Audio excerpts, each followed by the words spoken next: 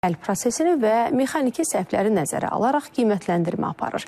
Hər yazı işi ən azı 2 marker tərəfindən yoxlanılır.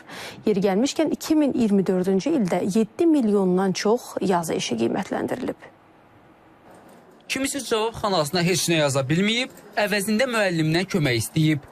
Sualı boş qoyub, cavablandırılmayıb, amma cavab hissəsində ehtimala inanmıram. Çünki 5 dəfə çəksə də 30 olmalıdır. Şans var. Belə bir cavab yazıb, yəni sual 0 balla qiymətləndiriləcək. Buna uyğun olaraq 0 yazılır. Kimisi də həllini göstərmədən birbaşa cavab qeyd edib. Cavablar fərqli olsa da nəticələr dəyişmir.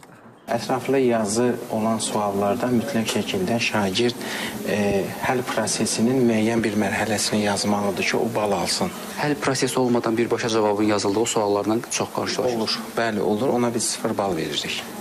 Dövlət İmtahan Mərkəzinin elektron imtahanlar korpusundayıq. Burada yazılı cavab tələb edən sualların tapşırıqlarının yoxlanma prosesi həyata keçirilir. Proses başa çatdıqdan sonra isə yekun olaraq qiymətləndirilmə baş tutur. Yoxlama zalında səssizlikdir. Suallar yoxlanılır, ballar qeyd olunur.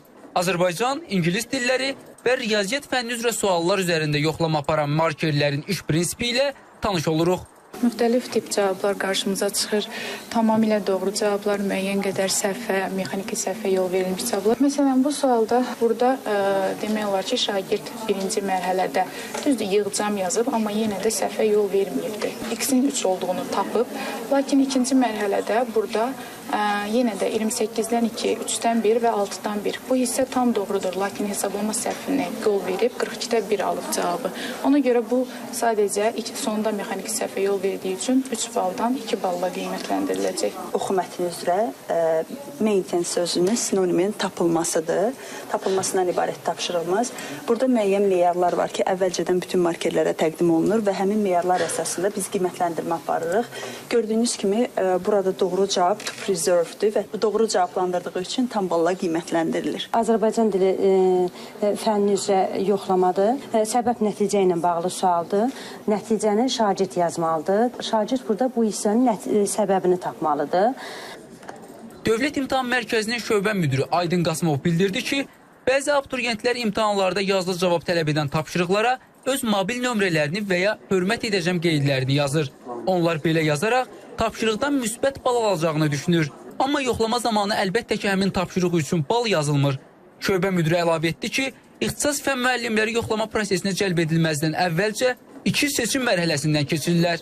Yoxlama prosesinə Respublikamızın müxtəlif məktəblərində çalışan ixtisas fənn müəllimləri marker qismində cəlb olunur. Hazırda bu yoxlama prosesi gedən mart ayında keçirilən 11-ci siniflərin buraxılış imtahanı üçün ümumilikdə 3,5 milyona yaxın yoxlama prosesi həyata keçirilir.